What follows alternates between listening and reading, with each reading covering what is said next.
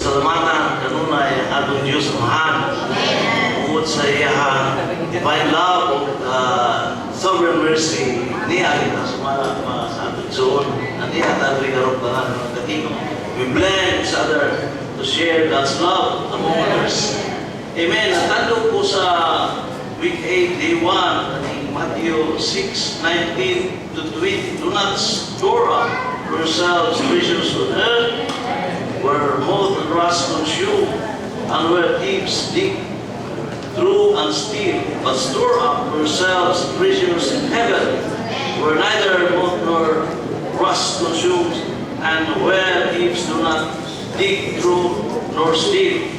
Did yourselves sa deep or but seek first His kingdom and His righteousness, and all these things will be added unto you. Amen.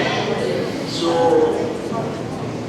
klaro mga igsoon, ipadayan nga ni sa kaniadto pa nga sa panahon nila ni Matthew na at tanang utang atong naal sa masa igsoon, lalo sa adlaw, sa silak sa adlaw, kanita ng kagawangan lang mga igsoon.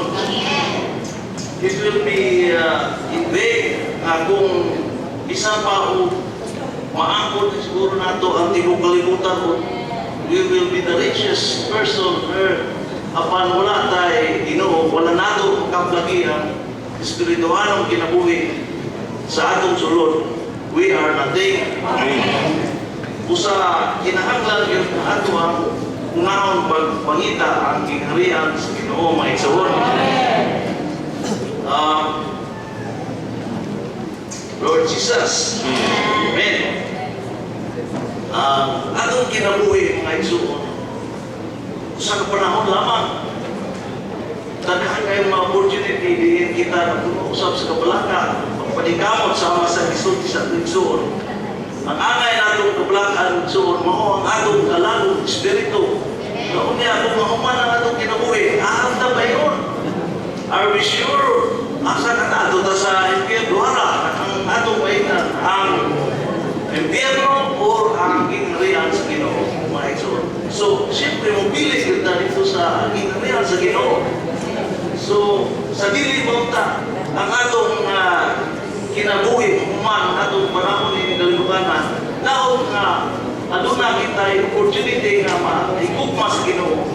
Magdaday, magpasalamat, makadawat sa iyong kinabuhi, and we can sustain along the way nga makapabilin kita diha sa Ginoo mga igsoon.